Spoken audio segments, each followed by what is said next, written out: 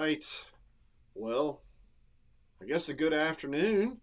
Tech Tuesday on a Thursday, but at least we got around to doing it. It's been a crazy week.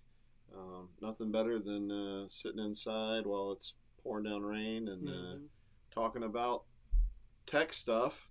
So, guys, as always, Michael Israel here from Bucks Island. Happy to do what we can to try and answer your marine tech questions. So drop them in the comments, and we'll get to them. I've got a few that I pulled out of some of the interwebs that might be able to get us rolling. But I guess a couple of things to touch on. Number one.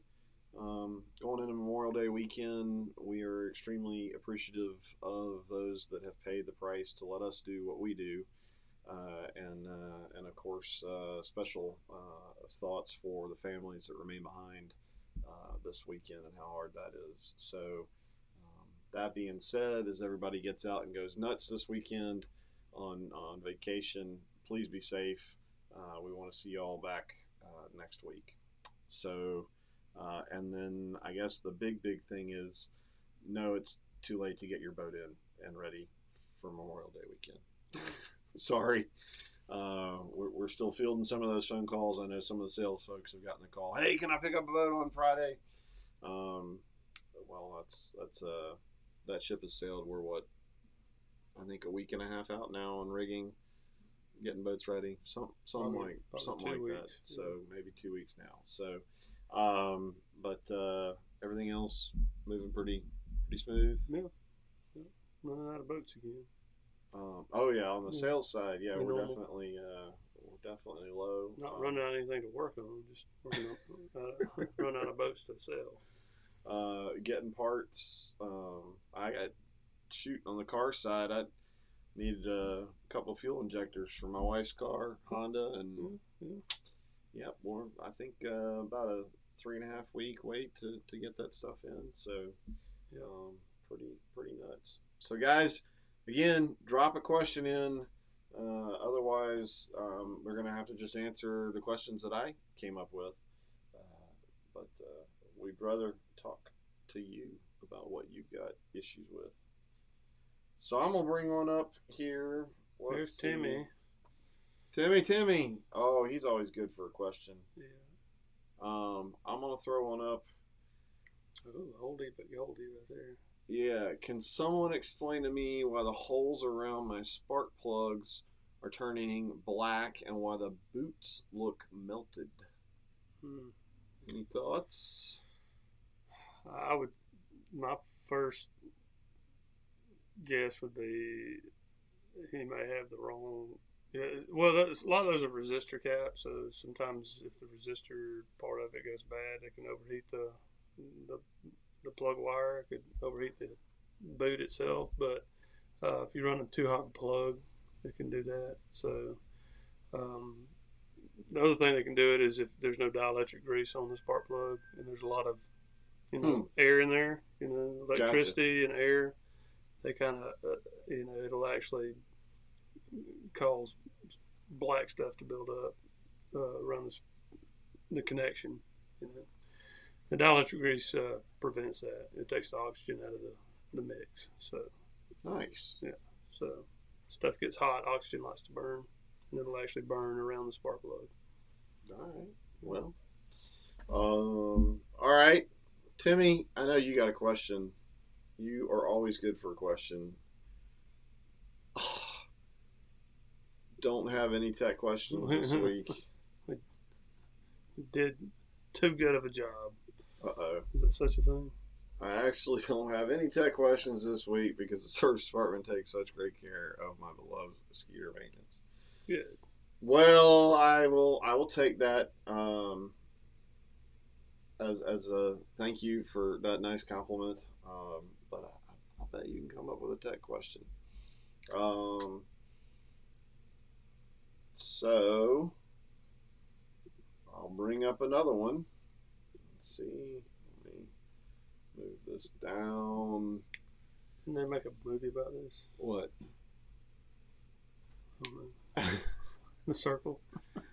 Any help will be appreciated on removing the C-Star steering support arm bracket.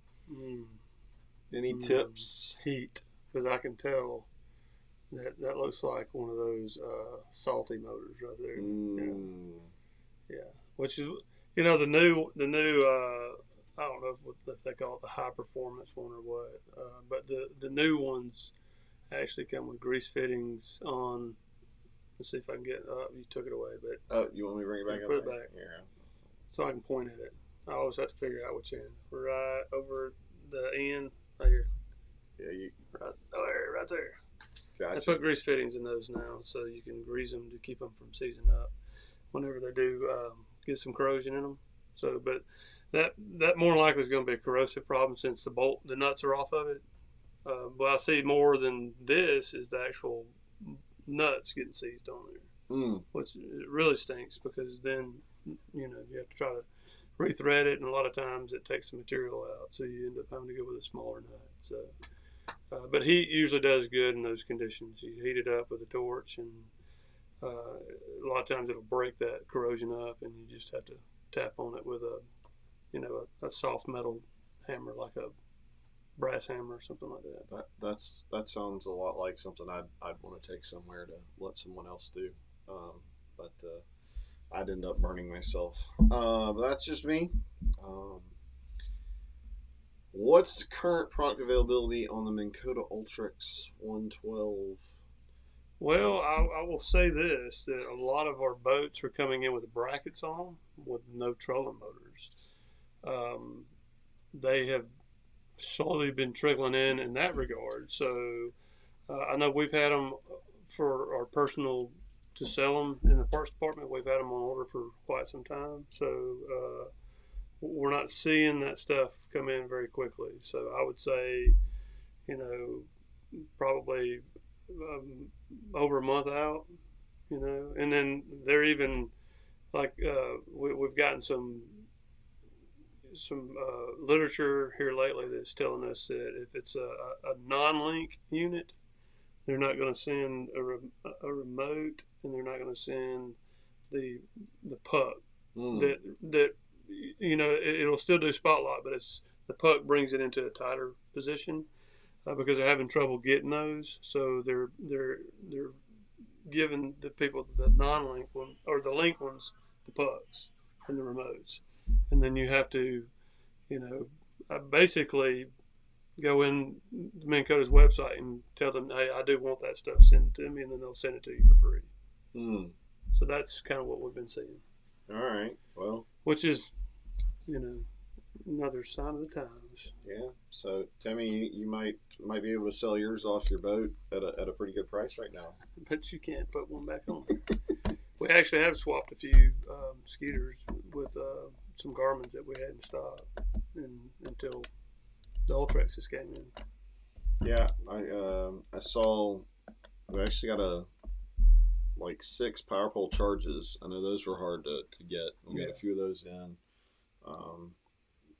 It's and of course the 360s tough to get still. Yeah.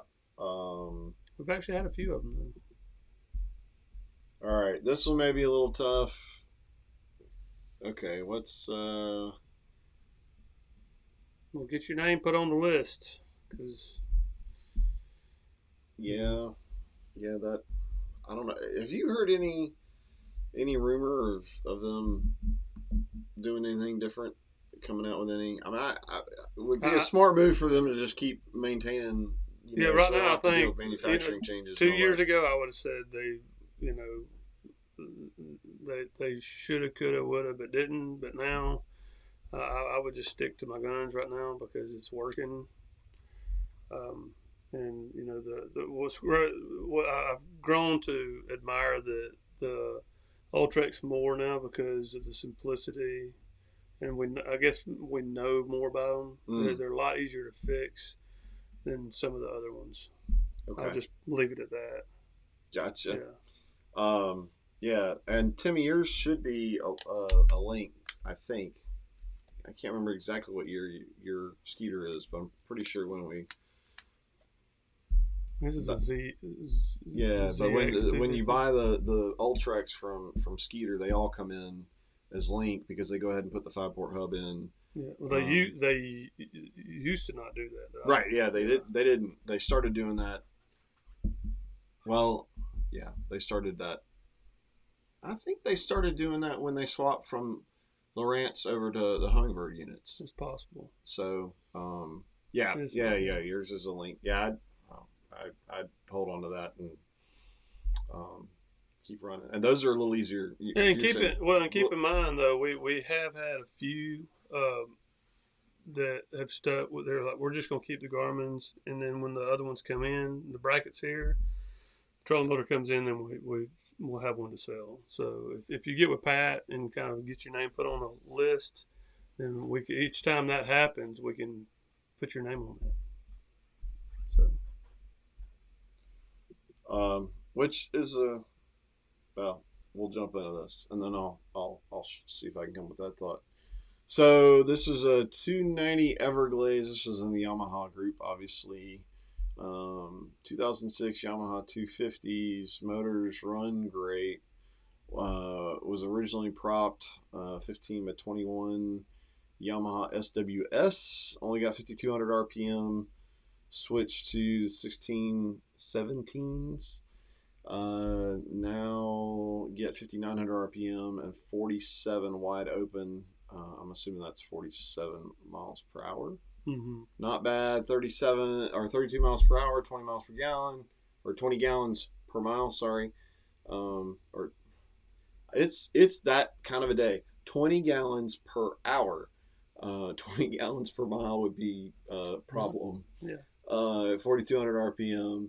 But the prop slips when climbing waves and goes from 32 to 22, and then almost loses plane, catches back up. Two theories: lower the motor, pay someone to delete this transducer that's directly in front of the starboard motor. 32 inches from transom. I would have never thought put transducer where it's installed, and you can sort of see on the picture there how it is kind of right there. Yeah, I'm not real keen on having transducers that far in the water on your running pad. It's not the greatest idea in the world. I mean, that's a fiberglass boat too, so more than likely they could just put that directly in the hole, like in either a bath, one of those mineral oil baths where it's all sealed off and it'll still read through the hole good. I know a lot of salt water boats do that, but it's definitely a problem if you put one in front of an engine for more reasons than one. But cavitating can be a problem, but overheating as well, because it can cause like a low pressure side on that transducer and actually cause boiling air bubbles to form in the water as well. I wonder if he's getting hit doubly because he's got it sitting close to that pad, and so it's messing with the motor. So would dropping the motor lower? It could, but that could also cause other problems as well. That's gonna change the whole. Yeah, and then angle. You got the anti-ventilation plates. If they get too far in the water, they just spray water everywhere. And I've actually seen twin motors where the motors were too low and it was actually spraying water into the vents in the cowling. There's so much turbulence back there. And the same thing with transducers. A lot of people put a transducer on the back, and I've seen transducers mounted on the back of pontoons, and they'll be throwing water. They've been in the water too deep, and they'll be throwing water right into the. Well, actually, when I was at school last month, the teacher showed us a video of a boat running, and they'd already put 2 power heads on, and told the people that were, testing the boat, like, did y'all not see this? Well, we didn't think it was a problem. I mean, it was literally a geyser of water going directly into the intake of the cowling. And I mean, granted, the motor lasted. The motor actually lasted 8 hours of runtime. It's an outboard motor. It should be able to run in water, no problem. Yeah. Come on. It was amazing. So they moved the transducer up 2 inches, and it fixed the problem. Gotcha. Yeah. So it's a internal well, aquatic combustion motor. Yeah, the worst one I've seen here was somebody had a LSS2 transducer for Lowrance. Yeah. Going down the transom on a Ranger, it's like a Z520, down the first pad, down to the second pad, into the actual running pad, flipped under and bolted to the running pad under the boat.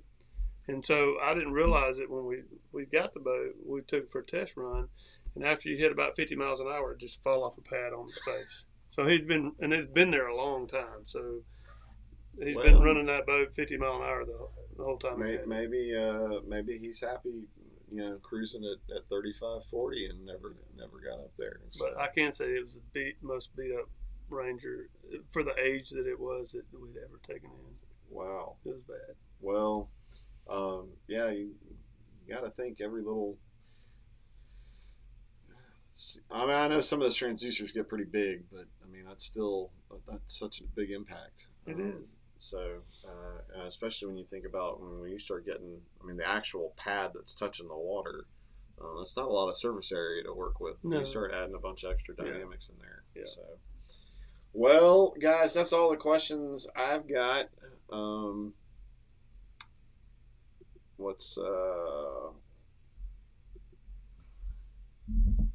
Do you get used 195s in very often? Seem hard to find. We've had a few. I thought we had one. Hold on, I'm checking right now. I thought we had one.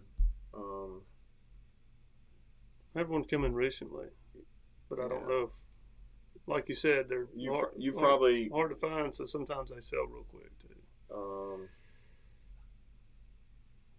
Okay. There you go. Right there. Yeah. We've got 2019. 2019 195. That green and black one. So check out our website. I can't. I guess I don't think it's been on the web very long, so it's probably why we don't have a price on it yet. But I can't get in to take a look at it here. But yeah, contact sales. It's a green one. It's a really pretty. I mean, if you like a green boat, which it's a black and green, but if you're a fan of green, it's a beautiful boat. Yeah, but yeah, we get the 195s. We've actually had I think a fairly decent stream of a few used. I think we've kind of. I don't know if it's just the current market or Falcon has been around now that I feel like, and maybe this is anecdotal. I'm not looking at all the exact statistics, but I feel like we're getting a more steady flow of Falcons than we have. Yeah. So they got some market share out there. Yeah. I mean, some of them are in phenomenal shape. So, all right. Well, I think that's it, man. Again, guys, please be safe out there this weekend for Memorial Day. Don't do anything dumb. If you do, name it after me. Yeah, no. Name it after him. Yes. So we will be closed Monday, but we are open all day Saturday. So if you need parts, tackle, any of that kind of stuff, or if you do have an emergency boo-boo. You get the boat in the water on Saturday morning and it don't crank, call, certainly the guys down there, this guy, and check your fuses first. Yes, yeah. Yeah, and your kill switch, make sure that's plugged in and all that kind of good stuff. But no, seriously, if you need to on Saturday, we're a long way out on scheduled maintenance, but we always do the best we can. If it's something that we can try and get taken care of and get you on the water to enjoy the rest of the weekend, longer term maintenance issues and stuff like that, they'll throw it aside, try to get it taken care of. But after Saturday, you're on your own through Tuesday. Got one more here. Yeah, Terrell. We'll jump in there. I don't run my Mercury much. I wonder how often I should change the oil Don't do 100 hours a year. Yeah, I just do it once a year, period. Because that even sitting there is going to draw in moisture, just from the atmosphere, and they recommend at least doing it once a season. So. And I guess the other recommendation is run it more. Yeah, and you really need to be careful if you're not running it a lot. I mean, the gas nowadays is just, you get 3 months out of it, and if you're not turning it over, you need to get rid of it, get rid of the gas, and get fresh gas in there because Yamaha made a good analogy last time I was there that they look at gasoline like it's milk, and if you've got bad gas. They tell us if you have bad milk, you don't just add a little bit of milk, good milk, to your bad milk and make it good anymore. And it's the same way with gas. You add good gas to bad gas, it's just going to ruin your good gas. Yeah. So that's a good analogy. Yeah, I thought so too. So makes me kind of, yeah. If you ever smell bad gas, it'll do the same thing. Well, I was thinking, it's nasty. Drinking. So don't drink bad gas either. So. Catching fish using some reaction innovation worms. I need to call the loft to order more. Hey, I'll tell you what you need to get, and we've been selling the just crap out of it. Is bait fuel. Yeah. So I was gonna say you can get most of that stuff on the web if you can't make it up here, Timmy. And if you get an order in, I'm sure they can get it in the mail to you today or tomorrow. Well, probably tomorrow. What's that? Any of anything that you need on Shotbox Island. Yeah, that's true. So, but the reaction innovation. But yeah, that bait fuel. Yesterday, I think we were down to 12 bottles left. Sold out, but we're supposed to be getting like 200 something bottles. Hopefully today or tomorrow. That stuff's been nuts. It must be crack cocaine for fish or something. Yeah. And then Terrell said don't buy more than 3 gallons at a time. There you go. That'll work. Yeah. All right. We're really going to get out of here this time because we got to go get finished up for the rest of the weekend. But guys, again. It's anywhere from $9.99 to $11.99. Depends on how you buy it. So you can get it online. It's usually a little bit more because of shipping. But I think in store it's around $10. Yeah, it's been flying out of here. So, but guys, all right, have a wonderful Memorial Day weekend, and we'll catch you on the next one. On the flip flop. See you guys.